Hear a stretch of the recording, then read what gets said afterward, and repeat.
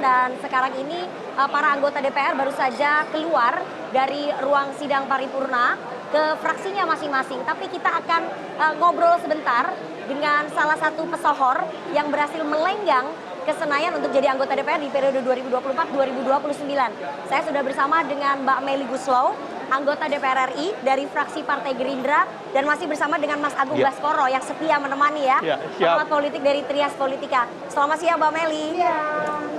Gimana rasanya udah dilantik? Plong? Bebannya nambah nggak? Iya, chaos banget memang ya. Iya. Udah plong. Tapi bebannya tambah berat nggak? Udah dilantik loh 5 tahun ke depan. Ya pastinya ini akan jadi prioritas aku. Mbak Melly itu kan udah jadi musisi sejak lama ya. Musisi terkenal, pesohor. Banyak kemudian yang mempertanyakan kenapa Mbak Melly masih mau untuk maju jadi anggota DPR RI. Apa motivasinya? Sebenarnya motivasi awalnya emang aku pengen memperbaiki hak-hak para seniman, melalui hak kita dan sebagainya. Terus kemudian pada saat aku turun di dapil juga ya demokrasi kan yang jadi aku kan bukan seniman ya. Betul. Pastinya aku akan juga memperjuangkan apa yang menjadi kebutuhan mereka.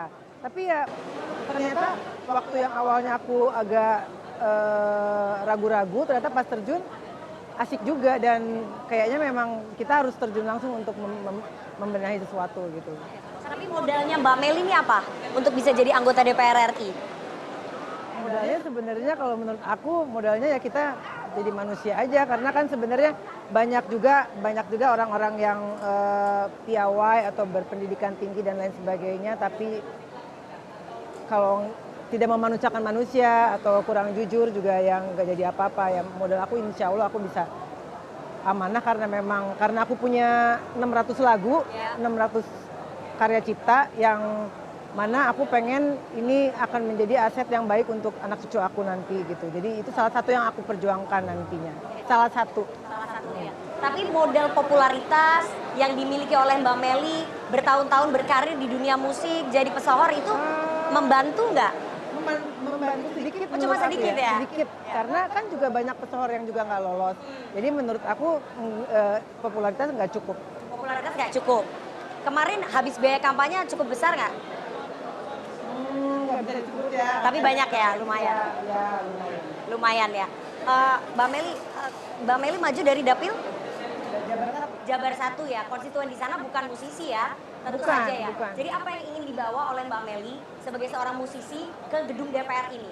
Ya pastinya keluh kesah yang mereka sampaikan ke aku ya, terutama semuanya rata-rata sebenarnya soal ekonomi dan soal pendidikan pastinya ya. Makanya aku berharap banget dapat komisi 10, mudah-mudahan insya Allah komisi 10. pengennya. Oke, komisi 10. Mas Agung, kalau tadi kita lihat sekelumit cerita Mbak Melly Goeslaw begitu ya, sudah berhasil melenggang ke Senayan, punya motivasi seperti itu. Anda melihat sosok pesohor yang masuk ke Senayan ini akan seperti apa? Bisa mewarnai nggak di DPR? Jadi ada yang menarik Nana sama Mbak Melly bahwa para pesohor artis yang masuk ke Senayan periode 2024-2029 ini mengalami peningkatan.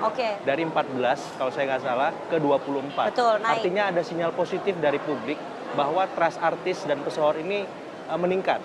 Dan saya kira ini tantangan yang perlu dijawab dengan kinerja-kinerja positif saat nanti sudah dilantik menjabat dengan kerja-kerja yang inovatif, yang baru, yang beda dari yang bukan pesohor. Karena teman-teman pesohor ini kan orang-orang kreatif, apalagi Mbak Melly ini musisi yang luar biasa.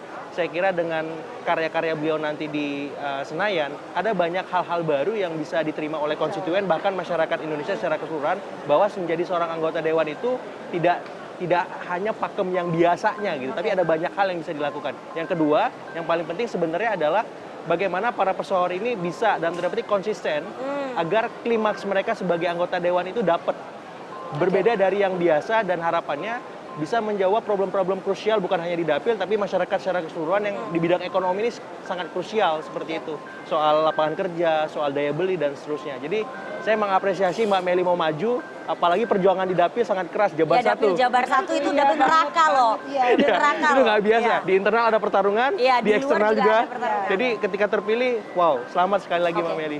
Tapi faktor popularitas Iya. itu pasti memberikan privilege yang sangat besar Pasti, dong. karena tidak semua orang punya popularitas. Karena dalam pakem elektoral, popularitas itu pintu masuk untuk kemudian diterima dan dipilih. Ketika Mbak Meli punya popularitas, maka tugas berikutnya bagaimana dia disukai, sehingga ketika di bilik suara dipilih. Dan modal itu saya kira bisa kemudian sekarang dikapitalisasi oleh Mbak Meli sehingga terpilih sekarang. Ya. Dan itu nggak semuanya bisa, Mbak Nana. Kenapa?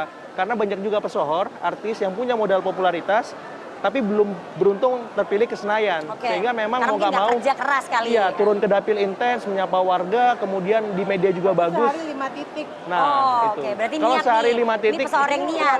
Kalau populer kalau nggak turun juga kayak Nggak Susah, bisa ya. susah. Oke. Jadi popularitas itu satu privilege, tapi Ya. di sisi lain kerja keras, Ya. ketemu konstituen itu juga formula yang bisa membuat orang melenggang ke Senayan ya. karena ada akseptabilitas, Oke. ada kerja yang beda dari popularitas, ada elektabilitas, kerjanya beda lagi, dan itu lebih banyak di darat kalau pileg. Oke. Beda sama pilkada, mainnya di udara seperti itu. Jadi Mbak Meli ini otomatis intensitas turunnya luar biasa. Kalau Ya. tadi 5 titik sehari, kalau kampanyenya 2 bulan, bisa dibayangkan Ya, kan ya, berapa itu? 150. Oke, Mbak Meli, Something. tapi kan tadi Mas Agung bilang ya, kita juga dapat datanya bahwa di 2019-2024 ada 14 pesohor yang masuk ke DPR. Sekarang jumlahnya jadi 24, penambahan 10 orang. Dari 580 anggota DPR RI, sehingga 24 itu adalah asalnya dari pesohor, backgroundnya pesohor. Bagaimana kemudian Mbak Meli bisa mewarnai di DPR ini, karena ini kan udah banyak nih politisi-politisi senior yang mereka udah lama berkecimpung di dunia politik. Mbak Meli sebagai newcomer, kita sebutnya newbie, bersama dengan 23 orang lainnya, bisa mewarnai, bisa memberikan touching yang berbeda begitu. Aku rasa ini pastinya kita akan belajar dulu. Iya, iya. Pasti akan belajar dulu dari bawah, aku akan belajar. Tapinya karena kita adalah orang kreatif, pastinya kita punya angle yang berbeda daripada politikus-politikus yang ada selama ini. Jadi mungkin punya inspirasi yang berbeda dan punya cara penyelesaian yang berbeda. Oke, cita-citanya Mbak Meli selama di Komisi 10 misalnya nanti ya, kalau dapat di Komisi 10, kayaknya semua musisi pesohor maunya di Komisi 10 nih kayaknya. Apa nih? Apa yang ingin digolkan? Rancangan undang-undang apa nih? Undang-undang hak cipta. Undang-undang hak cipta. Kenapa?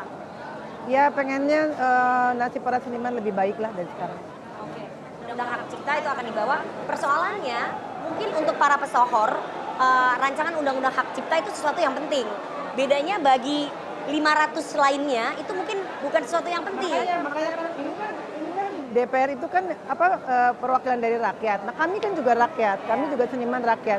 Selama ini belum pernah ada yang menyuarakan atau memperjuangkan hak-hak kami di sini karena mungkin bukan pelakunya. Kalau aku kan pelaku seninya, jadi kayaknya akan lebih baik diperjuangkan oleh pelakunya Akan sendiri. diperjuangkan ya. Berarti ini akan menjadi rancangan undang-undang inisiatif DPR.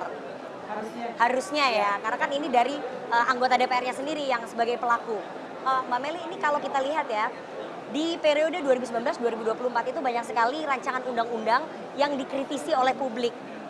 Lebih banyak mengakomodasi elit atau oligarki, tapi tidak menyerap aspirasi publik.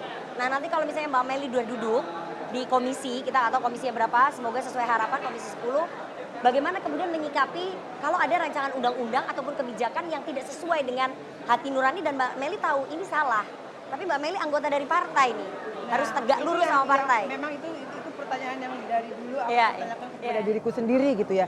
Kalau ada sesuatu yang bertentangan dengan aku, tapinya partai menginginkan, kayaknya aku akan fight sih sama Fight partainya. ya. Meskipun ini loh, resikonya besar. Ya, aku Bisa dipindah mesti komisi. mendengar reason yang kuat Iya. dari partaiku sehingga itu aku harus mengikuti mereka gitu. Oke, itu janjinya Mbak Meli nih, tetap akan fight ya. Meskipun satu suara melawan 85 suara fraksi Gerindra loh. Siapa tahu setelah mendengar suara aku, oh iya ternyata Oh, jadi akan yang tetap benar, iya. mengungkapkan pendapatnya ya, Iya, meskipun iya. ditolak. Iya. Nggak apa-apa, yang penting Harus dong, iya, Iya. harus.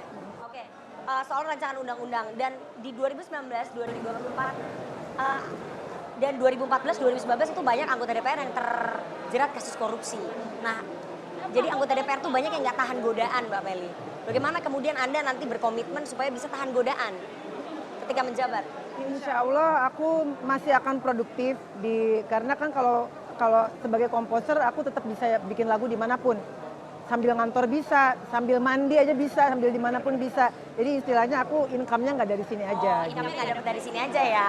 Masih banyak dari lapak lain ya, dari lapak lama ya. Mas Agung, Anda Iya. melihat bahwa itu tadi soal komitmen berani fight, Betul. mengungkapkan suara yang berbeda dengan fraksinya. Apakah kemudian itu bisa mungkin dilakukan melihat dominasi politisi-politisi senior Iya. dan kekuatan DPP sebagai kepanjangan dan fraksi sebagai kepanjangan tangan DPP sangat kental begitu? Ya, saya kira ketika Mbak Meli punya niatan untuk mengagregasi kepentingan dapilnya, dirinya, dan kalangan musisi, saya kira ini bisa dilakukan dengan pendekatan yang beda, yang khas ala musisi ke teman-teman politisi Iya. senior tadi. Sehingga mereka bisa melihat insight beda bahwa, oh iya juga ya. Nah, iya itu. Saya kira pandangan-pandangan alternatif itu penting. Oke. Karena kan ini banyak yang baru, yang beda latar belakangnya. Ya. Sehingga ini juga buat DPR bisa memperbaiki citra mereka lebih baik lagi dengan kehadiran para orang-orang baru tersebut. Jadi kalau saya melihat, kalaupun pada ujungnya akhirnya dipotong, gagal, dan tidak ada perbaikan, tapi minimal Mbak Meli dan teman-teman yang lain yang baru-baru ini sudah mengikhtiarkan semaksimal mungkin. Iya. Dan saya kira ini harus dikomunikasikan secara intensif ke dapilnya, ke sosial medianya, supaya nggak salah paham konstituennya. Karena itu yang paling penting, jangan sampai ada generalisasi bahwa DPR itu buruk, semuanya buruk. Padahal ada 1, 2, bahkan banyak anggota-anggota DPR yang sudah berjuang dengan